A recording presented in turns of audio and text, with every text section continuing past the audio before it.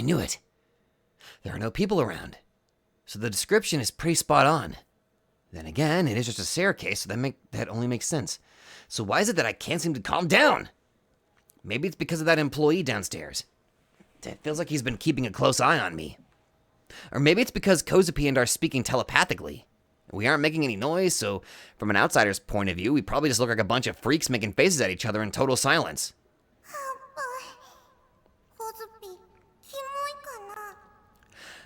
No, you're not. I mean, when you just stare at people while staying completely silent, what do you expect?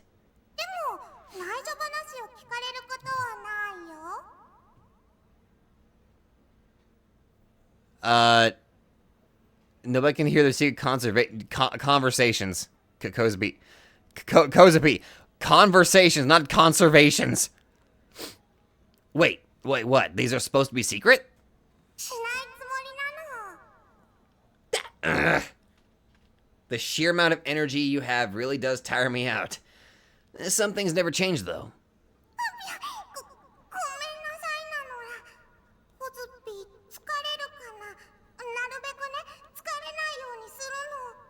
You're fine. Whatever. Can we just go back to what you were saying? Didn't you say something about a present?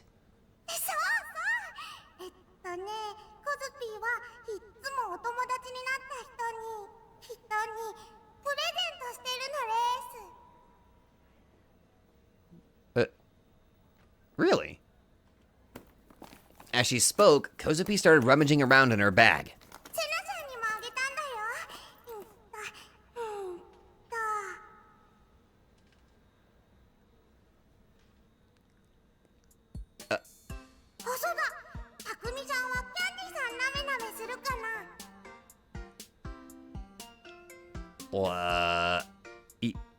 You gave me candy?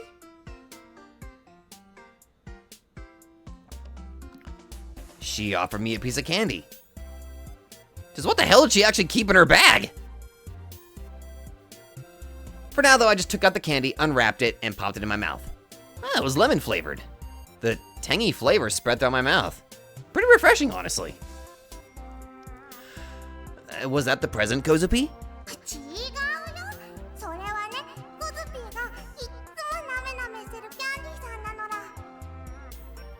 Good stuff. And you just expected me to know that.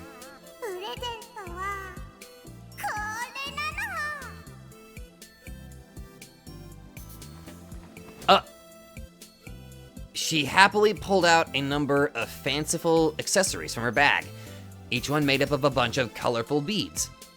Oh wait, did she make these? The hell are those?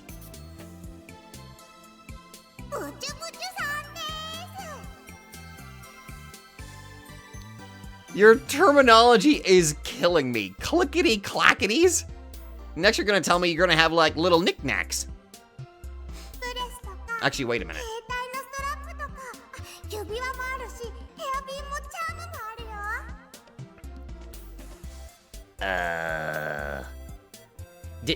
Did you make all of these?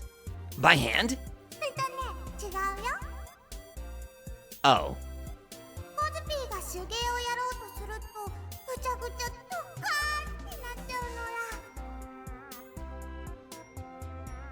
So you at least attempted to make some.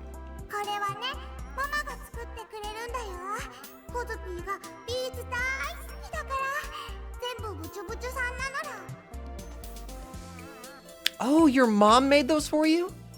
Oh, that's nice.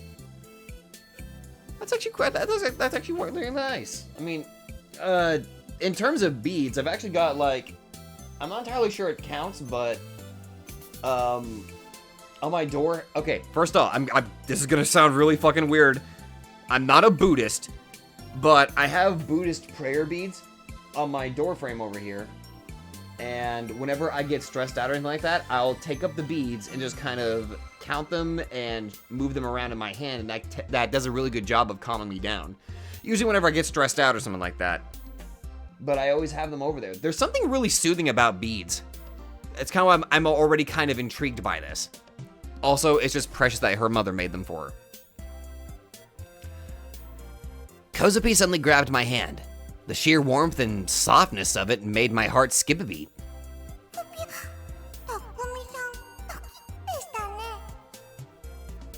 Uh-oh. Only because it was a surprise attack.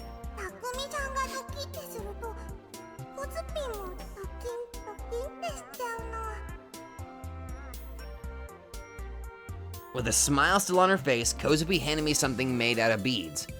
It was probably a cell phone strap, if I had to guess.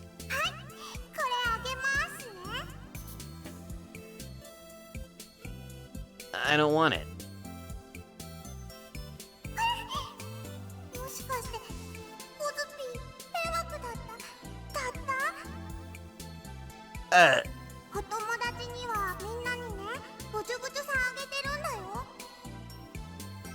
You know, it's kind of similar to how, like, sometimes I'll actually make a batch of no-bake cookies for people that usually become good friends or something like that.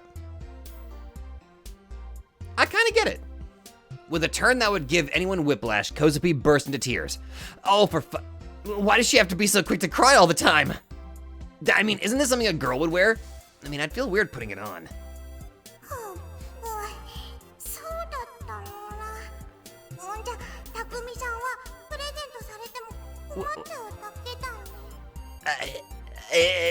No.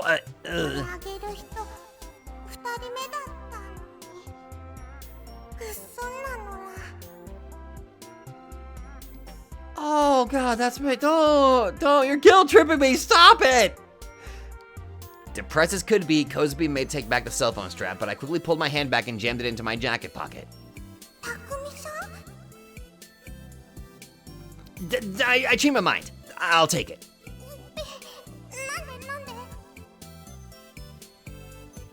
She said that she gives a present to all her friends, yet I'm only the second person to get one. In other words, Kozupi must not have any friends, so the first one she gave was to Senna, no doubt about it. Huh. I kind of feel...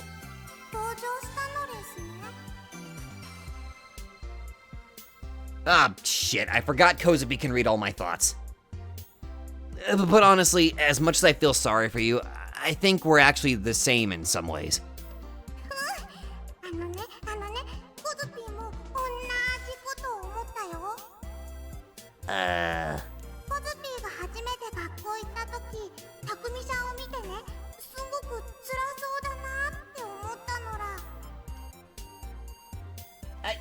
I mean,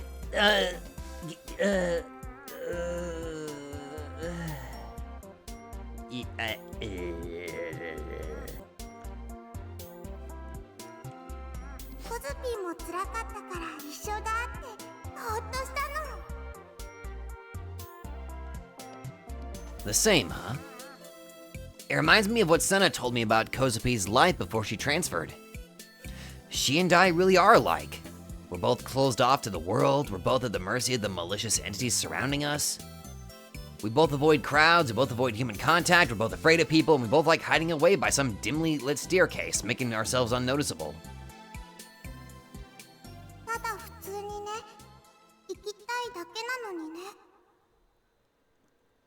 Okay, this is scary. As she played with the clickety-clackety in her hand, Kozupi had a faraway look in her eyes.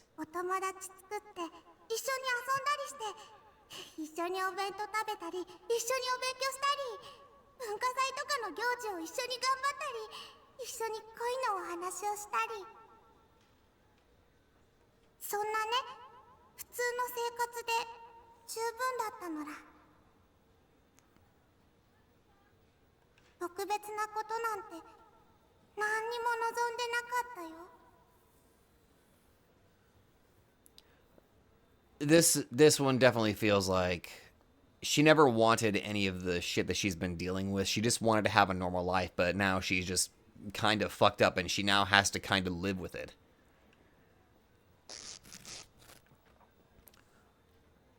Suddenly, the expression on Kozupi's face disappeared, and then she tore apart the clickety-clackety she'd been playing with. The beads went everywhere, rolling and tumbling down the stairs. I've been thinking the same thing. Why am I the only one that has to suffer like this? I always ask myself, what did I do to deserve this?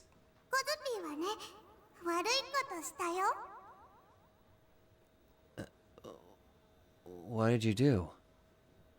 To deserve it? Kozubi stuck out her tongue, and her smile came back. A bad thing? Do you mean the thing where you cut off your classmate's arms, or...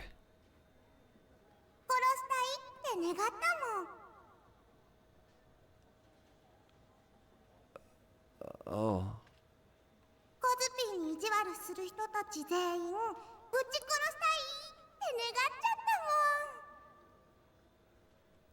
There it is. I think that confirmed it for me. Kozubi wished that she could really, really kill everyone that ever bullied her. You really are pretty twisted.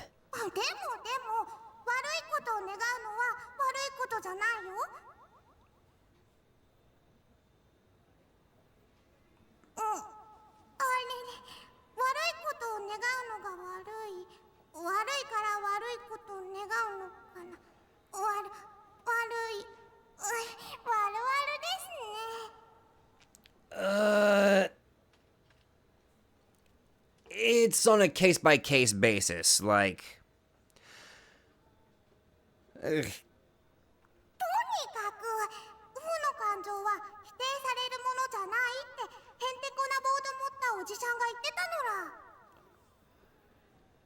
That's what that strange old person... Oh, with the board. Oh, Senna's dad.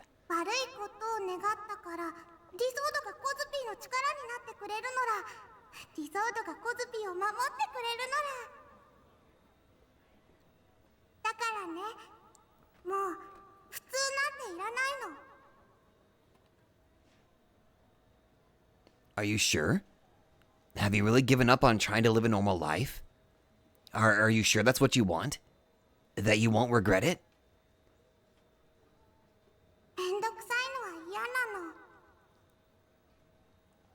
Yeah, that's fair.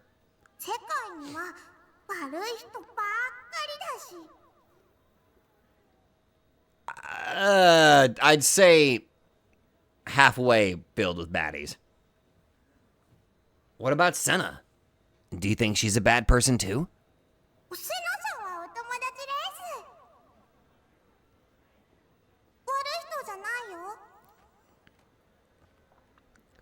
The voice of Kozupi's heart sounded incredibly happy.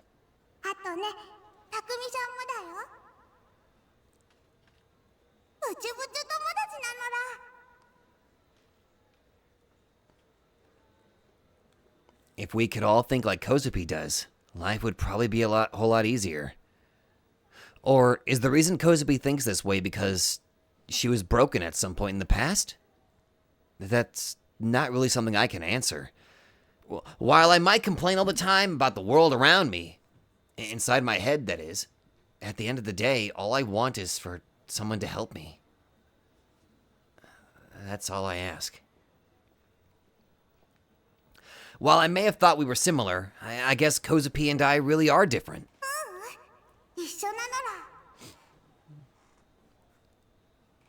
For some reason I didn't understand, Kozupi seemed very convinced of that. She then vigorously stood up.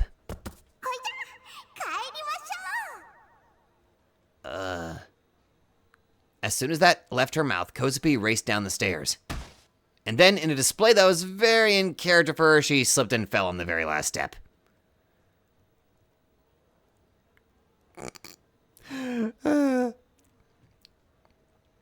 The inside of Roft was as packed as ever. With a slight limp, Kozupi made her way through the building. There were tears in her eyes. Hey, are you okay?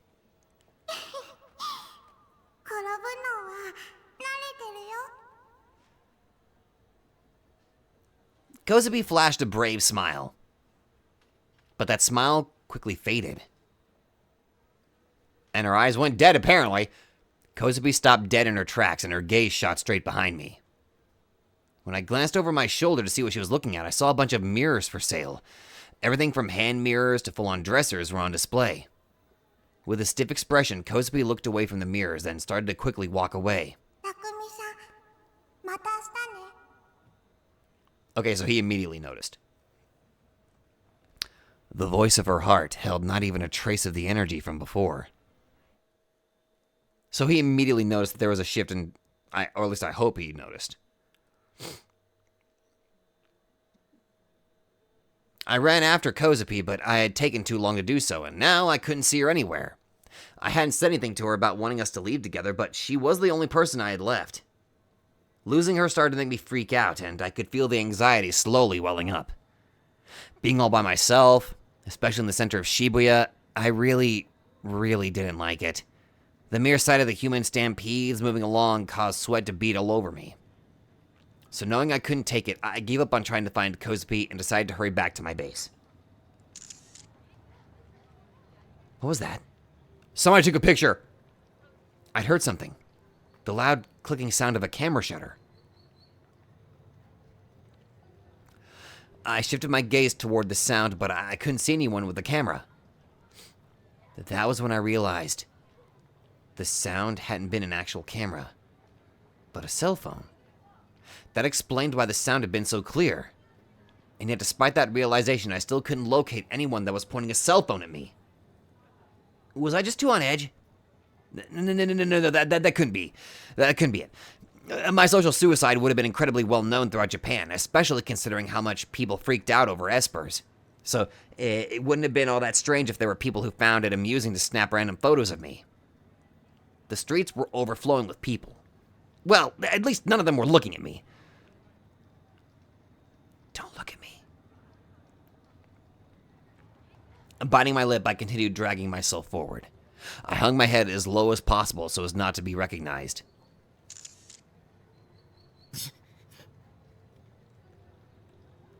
There it was again! Someone had taken a photo of me again, and this time I knew for a fact I had felt their gaze on me. And it wasn't the usual God's gaze, but a gaze harboring nothing but pure malice. I looked around, and yet, after all that, there was still no one there. Who the hell are you? Sneaking photos like a goddamn peeping Tom. I'll sue the fuck out of you for violating the rights to my likeness! But it wasn't like they were ever going to hear me cursing them out inside my head, and I very much didn't have the courage to say it out loud. Even if I did, it'd only bring even more attention to me. I went back to walking. This time I doubled my speed, waving as best as I could between the herds of pedestrians clogging the road. The sounds only got worse. The shutters continued to chase me. Then I thought I heard someone giggle. I looked around again. There were a number of people holding their cell phones at eye level. A middle-aged businessman, a woman in a suit, businessman, a high school boy, and some DQN girl. A pretty varied selection. As I moved, they would move their phones in an attempt to follow me. Don't look at me. Don't take pictures of me. I couldn't take it anymore. So I took off running in another direction, but it didn't matter how long I ran. It didn't matter how far I ran. It didn't matter how many people I threaded through the needle through. The sounds always followed me. The sound always found me. The gaze always caught up to me. Every time I thought I got away from the noise, it always started up once again. In my head, it was like my enemies were multiplying without end. Eventually, I ran into a red light, forcing me to stop. Planting my hands on my knees, I tried as best I could to catch my breath, all while the noise of the shutters persisted. My gaze trained downward. I clenched my fists as I tried to stomach the humiliation. That was all I could really do at that point. Suddenly, a thought occurred to me. Was this noise really being produced by such a large, unknown number of people? Wouldn't they all be taking way too many photos? Sure, I was basically a celebrity now, but I wasn't famous. I was infamous. Photos of me wouldn't be worth jack shit. I'd say most people considered me to be a walking piece of trash at this point. So I just couldn't get over how strange it was that the world had picked today of all days to start taking all these photos of me. And they weren't even hiding it either. Was it Shogun? Was he orchestrating this attack on me right now? Just leave me alone already! What the hell have I ever done to you? What the fuck is your problem? I want to kill him. After breaking me completely while he watched from the shadows, he was finally going to kill me once and for all. This malicious harassment wouldn't be enough. I would be the next New Gen case, murdered in some horrible, grotesque fashion. Therefore, I have to kill him before he kills me. I grabbed my head with both hands. I had a pounding headache. And yet, despite it all, I still couldn't feel God's gaze. Or I didn't. Despite the countless photos being taken via cell phone, Shogun's typical gaze wasn't following me at all. I want to kill him. Suddenly, everything went quiet. The rapid snapping of camera shutters completely disappeared. Surprised, I started to look up, only to hear a sound that I had heard many times before. Right behind me, within the silence, came a quiet, creaking noise that I would never have heard otherwise. I sensed a presence. Someone in a wheelchair was right behind me. But who? I laughed at my own wishful thinking. Their identity was obvious. It was him. Shogun. Ah! Ignoring the red light entirely, I leapt onto the crosswalk and got hit by a car.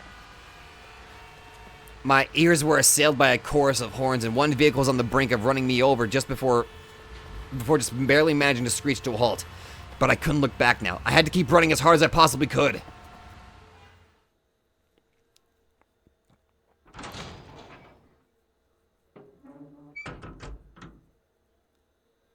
You gotta give credit. This novel is definitely really good at selling this psychological horror aspect. Even though I made it back to my base, I was still haunted by the sound of those shutters. Moving to a nearby residential area hadn't helped either. Even though it had been entirely deserted, I could still hear the endless clicking and clacking of the shutters. It was as if they'd been seared into my very eardrums. Every person I passed would take out their phone just to get a shot at me. Not one of them said, "Oh wow, please let me shake your hand," or "Ew," as I moved past them. No one even so much as grinned at me. Nothing but expressionless faces taking pictures with their cell phones. So I just continued to walk past them, pretending like they weren't even there. Clearly something strange was going on. I didn't even sense even a hint of malice nor ill will from them. They felt entirely mechanical. Yeah, kind of like automata, except in this case, there was someone actively controlling them. I sat in the corner of my room, legs gripped tightly against my chest as I curled into a ball. All I could do was continue to grind my teeth out of sheer frustration. What if, like, these camera shutters are a similar sensation to how Kozubi can't turn off her mind reading? It was all him. It was all Shogun's doing. Well, en route to my base, I'd heard it. The sound of a creaking wheelchair. I'd only heard it once and I hadn't turned around to check, but there was still no doubt in my mind. My hands just wouldn't stop trembling. Glancing at the time, I realized it was already 11 p.m. I've spent 5 hours scared shitless. Letting out a deep sigh, I lashed out at him inside my head. I hope you die, I hope you die, I hope you die, I hope you die. The worst part about Shogun was that he didn't kill you quickly. He would gently wrap a silk cord around your neck, and over time he would slowly tighten that cord before eventually you would suffocate. And because of that, because I knew exactly how he was, anxiety flared up within me, and I began to dread even going outside. Help me, Kozubi. I can't fight Shogun on my own. I don't even have my own D-sword. There's nothing I can do. Kozubi, why won't you help me? I had to think. Somehow, I had to come up with a way for Kozubi to protect me. She could read my mind, so I definitely couldn't lie to her. Then what about money? Would she help me if I offered her compensation?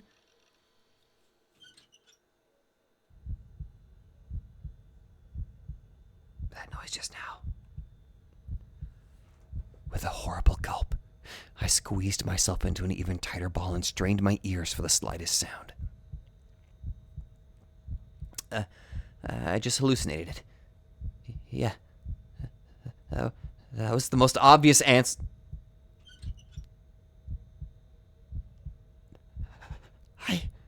I hadn't hallucinated it. It was the sound of a wheelchair. I could hear it coming from outside. I immediately held my breath and strained my ears even harder, trying desperately to hear any noise coming through the wall. There it was. He was outside. Wait. Maybe I was just imagining it. Maybe I just was imagining him slowly moving closer and closer to me. I wasn't just imagining it. He was wheeling around the outside of the container. I'd heard his voice. It was Shogun's laugh.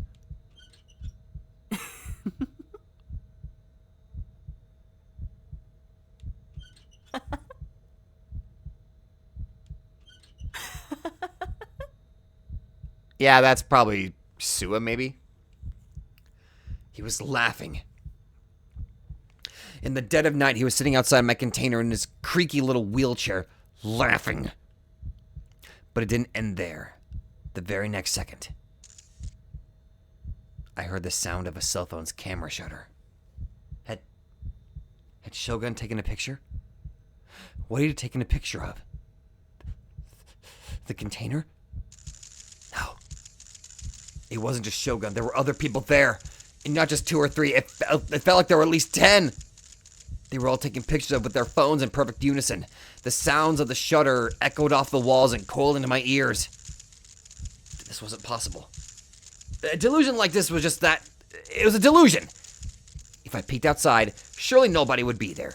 It was all just some simple hallucination. Sure, the container walls were pretty thin, but there was still no way I should have been able to hear the shutters or the laughter or the wheelchair, and definitely not this clearly.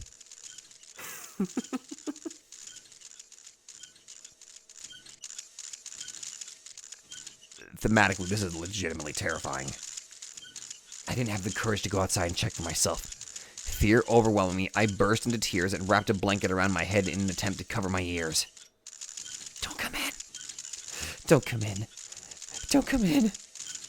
Don't come in. Don't come in. Don't come in. Don't come in. Don't come in. Don't come in. Don't come in. Don't come in. Don't come in.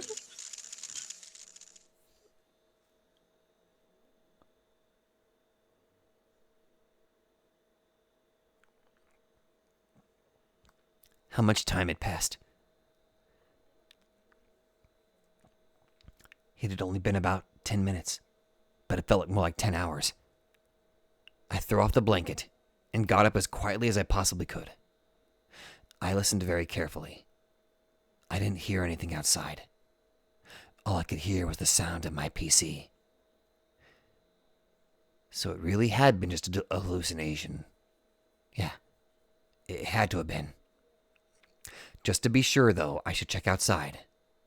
There was no way anyone was out there, but still. Even if someone had been there, surely they wouldn't be there anymore. I positioned myself by the door. There was a padlock on the inside keeping the door locked. Retrieving the key, I stuck it inside the padlock.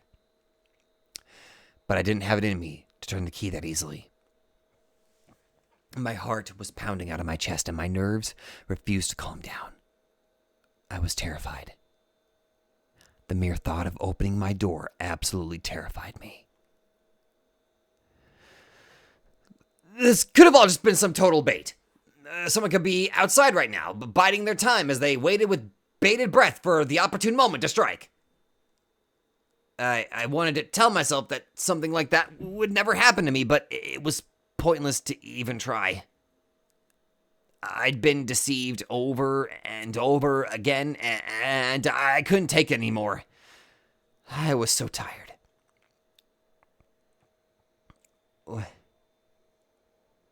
Why couldn't I just be left alone? Why did I have to endure these horrible, absurd trials? They were just too much for me. Fuck.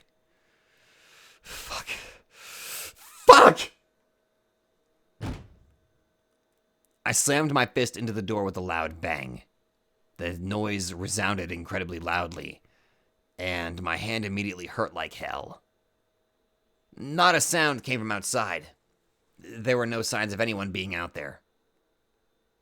There was nobody there. Of course there was nobody there. You'd have to be stupid to think there was somebody there. I bit my lip so hard, blood slowly began oozing out. And with that, I somehow found the strength to remove the padlock, and then I slowly opened the door.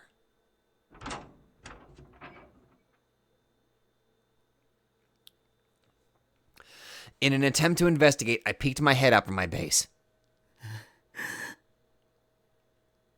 There was nobody there. It was still as death. Nothing moved. There was no sign of Shogun's creaky wheelchair, nor his laugh, nor the cell phone camera shutters. Nothing. 誰かいますか? No. I waited for a moment, but there was still no response. But of course there wasn't. There was nobody there. So of course nobody would reply to me. That was just common sense.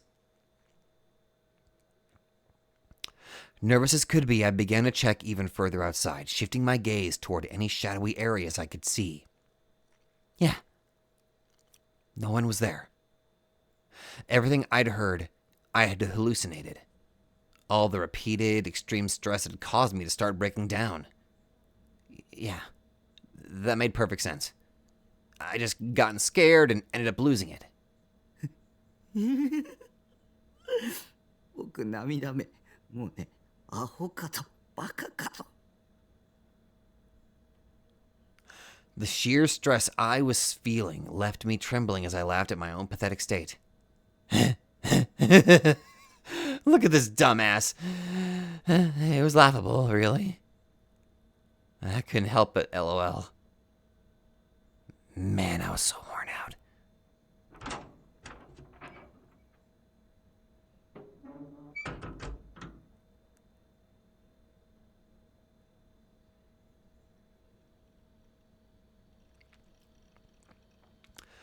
Going back into my room, I let my Serotan figure soothe my soul. Next, I sat down on my PC and logged into FreePara. That was where I checked for new updates in the Bloodtoon community. I could also see if my friends posted any status updates. A sense of dread was building within me. Something wasn't right.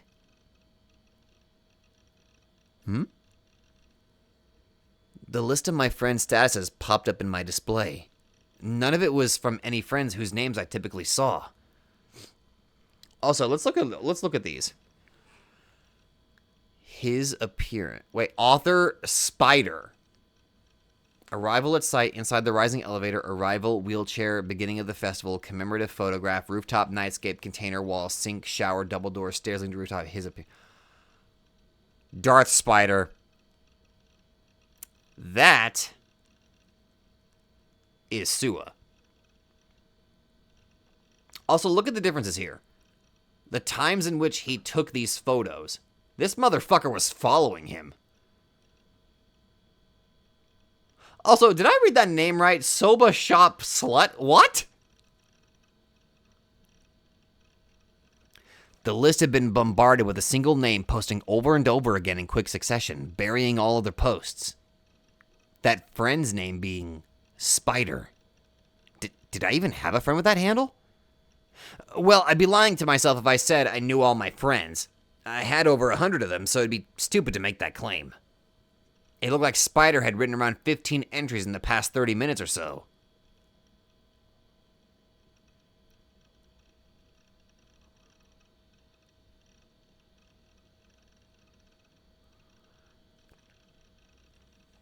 When I saw the titles of the posts, I gulped. Before I knew it, my throat had gone completely dry. For one reason or another, I was struck with an immense sense of deja vu. When I saw the titles, I had a feeling that I knew exactly what the contents would be. With trembling fingers, I moved the mouse and clicked on one of the entries. これ、これって。 The front of this very building. The post had contained a single image, and by the looks of it, it had been taken by a cell phone. There was no text, nor anything else in the post. Just the image. There was no doubt that this photo was of the Kurenai conference hall. It seemed to have been taken at night, too. Can't be right. It was just my mind playing tricks on me. I forced a dry smile as I clicked on another post.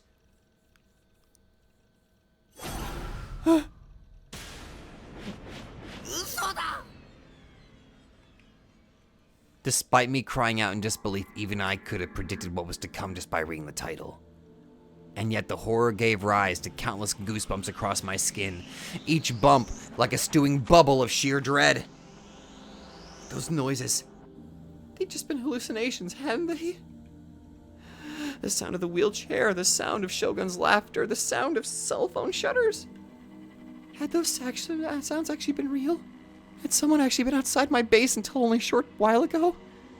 Taking pictures and uploading them with their phone? The latest post was titled The Man of the Hour. The timestamp read 12:14 a.m. And right now, it was 12:21 a.m. Their last status update had only been 7 minutes ago. 嘘だよ。嘘に決まってる。 Who was the Man of the Hour supposed to be? Who the hell could it be? I really didn't want to look, but I just couldn't bear not to. I'd never been able to calm down otherwise. I quickly snapped my gaze to the door and back. I had to make absolutely sure the lock was on correctly. And right after I did that, scared as could be, I clicked the latest status update.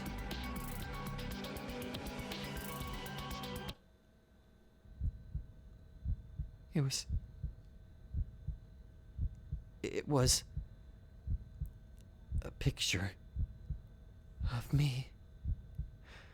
Just a moment ago, I had opened the door to see who was there. I thought nobody was out there, but someone had been outside.